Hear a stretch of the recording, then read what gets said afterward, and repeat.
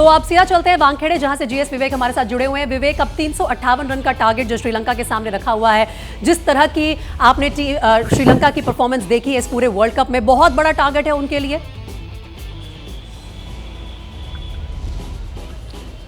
जी हाँ, हालांकि उनका स्ट्रेंथ जो है श्रीलंका का उनकी बैटिंग है, लेकिन उसके बावजूद भी ये उनके काफ़ी बाहर आउट ऑफ रीच लग रहा है। एक और लॉपसाइडेड मैच हमको शायद आज देखने को मिलेगा। लेकिन जो बात यहाँ पर संजय भाई, अतुल भाई की बात कर रहे थे कि अगर हम हंड्रेड्स की बात करें तो विराट कोहली ने अपना ये तीसरी बार ये शतक मिस किया है। अगर हम बात करें चेन्नई, धर्मशाला और फिर आज रोहित शर्मा ने 2 बार मिस किया है, 86 और 87 बनाया है।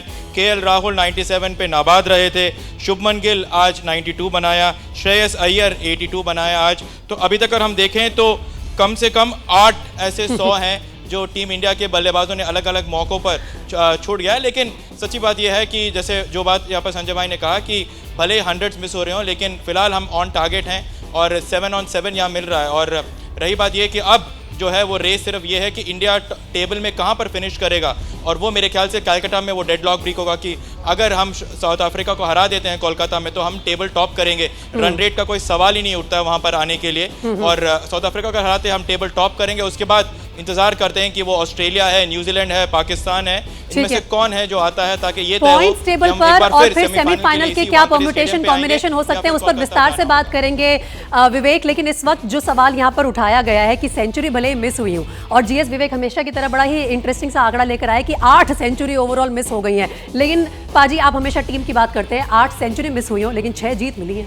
वही सबसे बड़ा बात है। देखिए, अक्सर मैं यही कहता हूँ कि टीम का बेहतर खेलना वो ज़्यादा इम्पॉर्टेंट है। कोई 99 या 99 पे भी आउट हो जाते हैं, वो दुख होता है, लेकिन आप ये सोचिए कि हर मैच जीतते जाइए, किसी का 100 बने या ना बने, वो बड़ी बात है। हम चर्चा हमेशा उस चीज़ की करते हैं इंडिया ने कितने मैच जीते। हाँ, अपने पर्सनल आंकड़े अच्छे लगते हैं, जो उनके फ़ैन होते हैं वो बहुत ज़्यादा उसकी बड़ी बात कर सकते हैं, लेकिन जो देश के लिए जीत होती है वो कहीं बड़ी होती है अपने पर्सनल आंकड़ों से। चलिए, तो अपने पर्सनल माइलस्टोन जो है वो जरूर एक खिलाड़ी के दिमाग में रहते हैं, लेकिन देश की जीत हमेशा उन आंकड़ों से बड़ी होती है, और उसी एक और जीत की तरफ बढ़ चुकी है टीम इंडिया। अब बॉलिंग अटैक कैसा रहेगा, क्या स्ट्रैटेजी रहेगी, उस सब के बारे में चर्चा करेंगे। वर्ल्ड कप में भारत और श्रीलंका का मुकाबला, और भारत ने श्रीलंका के सामने 358 रन का लक्ष्य रखा है। तो यानी बल्लेबाजों ने अपना काम कर दिया है, अब बारी है गेंदबाजों की। 358 बड़ा लक्ष्य है श्रीलंका की इस टीम के लिए, और कितना समय लगाएंगे इस टारगेट तक पहुंचने के लिए, या फिर पहुंच पाएंगे या नहीं, अब ये पूरी भारतीय गेंदबाजी पर निर्भर करता है। मेरे साथ कपिल पाजी, अतुल वासन, संजय बांगर तीनों मौजूद है, साथ ही जीएस विवेक भी हैं वानखेड़े में। पाजी, आपसे सबसे पहले पूछना चाहूंगी, आज कौन सा गेंदबाज कमाल कर सकता है श्रीलंका के सामने? जिस तरह से हमने देखा श्रीलंका की तरफ से भी 5 विकेट हॉल निकालने में कामयाब हो गए, लेकिन फिर उसके लिए 80 रन खाए। देखिए, इसमें कोई फ़र्क नहीं है, मैं कभी इन चीज़ों पे नहीं जाता कौन सा। सभी गेंदबाज, किसी ना किसी का तो दिन होगा जो 5 विकेट ले सकता है, ऐसा नहीं कि नहीं।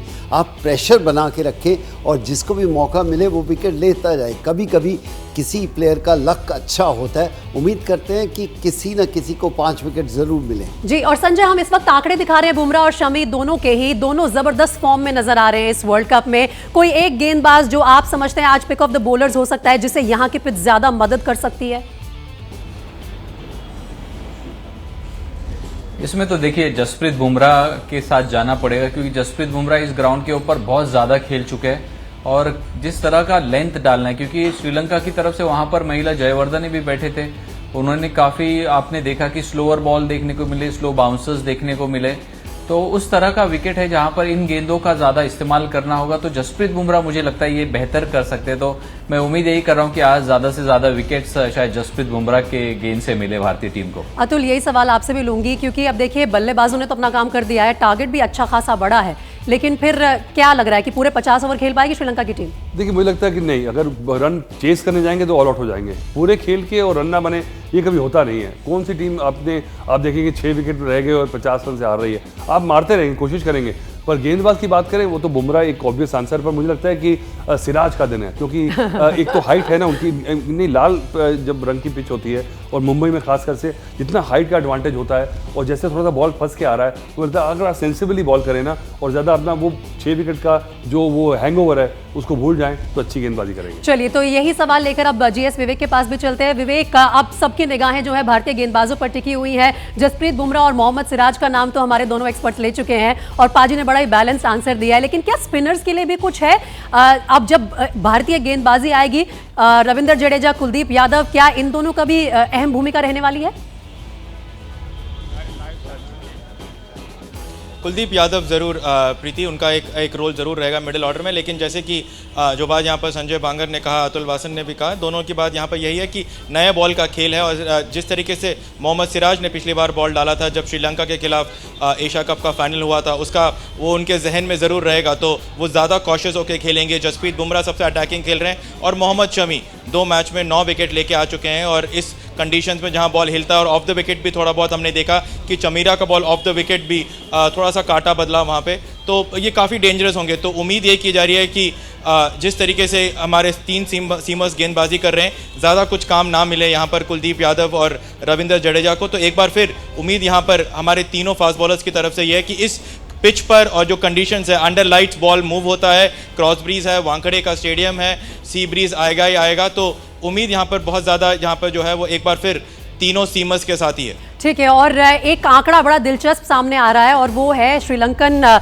जो गेंदबाज है मधुशंका को लेकर, जिन्होंने आज भी 5 विकेट लिए हैं भारतीय बल्लेबाजी जब हो रही थी तब, और वो इस वक्त 17 विकेट लेकर इस वर्ल्ड कप में सबसे ज्यादा विकेट लेने वाले गेंदबाज बन गए हैं। उन्होंने एडम जाम्पा और शाहीन शाह अफरीदी को भी पीछे छोड़ दिया है। तो आप देख सकते हैं कि भले ही टीम ओवरऑल अच्छी ना कर रही हो पाजी, लेकिन ये गेंदबाज अकेले अपने दम पर बहुत ज्यादा नहीं आगे बढ़ा सकता अपनी टीम को।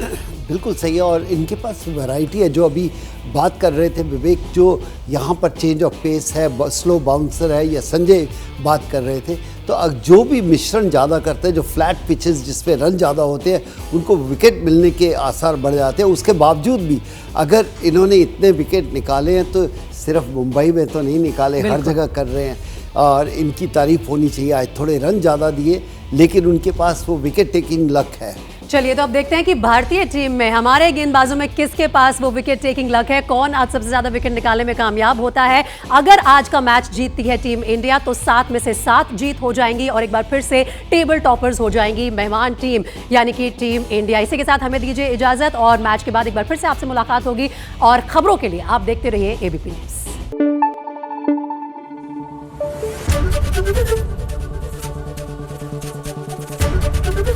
एबीपी न्यूज आपको रखे आगे।